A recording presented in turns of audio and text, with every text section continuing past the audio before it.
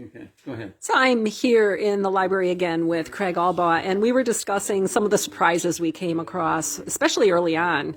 The spare house, everybody has referred to 113 South Dodge Street. You probably all know this house. It's the beautiful red brick with the white picket fence across from Old City Cemetery Park on the corner of Dodge and Mars. And coincidentally, one of our members, actually our GLHA members, lives there. Two of our members, the husband and wife, and for years was known as the spare house. And now, surprise, it wasn't the spare house after all. Craig, you want to fill us in?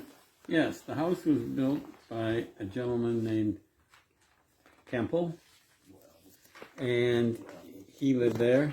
James Temple was a grocer. Right, and the house was built in 1845, and it was, as you said, it was always known as the spare house, but Mr. Spare died in 1854.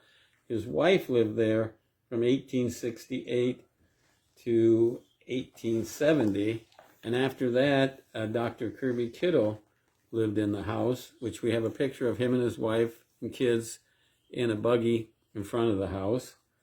And after that, a gentleman named Samuel Fraser, who started the axle grease factory, owned the house. We don't know if he lived there yet, but he did own the house. Okay. And there was quite a few more. One of the first owners from 1857 to 1867 was John E. Smith, one of our generals. Yes, one of our generals. Okay. But Mrs. Spare lived there. Mr. Spare was, of course, deceased at that time. The Spares did own a lot of land up in that area. And when Mr. Spare was alive, we're hoping to find which house he lived in up there. We think we know right now, but we got to get more proof.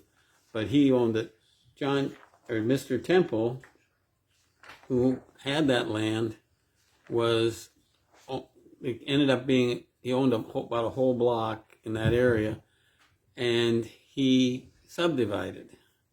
And the problem is, everybody thought it was the spare house, but it really wasn't because of the subdivision, and the subdivision was in the same block as a whole bunch of other properties, so it got confused in the Right, lines were redrawn. I'm assuming lines were redrawn. So, and okay. So that's how... It's easy to see where this mistake then was made. But we found the old plats down at the courthouse, and that's how we know what happened to this property. Okay, and oftentimes we'll have homeowners contact us and say, oh, I thought my house was older, or I'm surprised my house is as old as it is, and it's because of this oftentimes that lot lines were redrawn, or sometimes the house burns down and they think that that's... Right. The original house that they're in. Or it was taken down. Right. Yes. So. Just like the one the other day, which we haven't finished yet, but the people were kind of bewildered because we said 1906 and they thought it was the 1800s. Right. Which it wasn't. The house had been torn down and a new house built. Right. And that happens. But it is always fun when we're surprised by something, right? Even our historians can be surprised. Thanks, Craig. They're nice.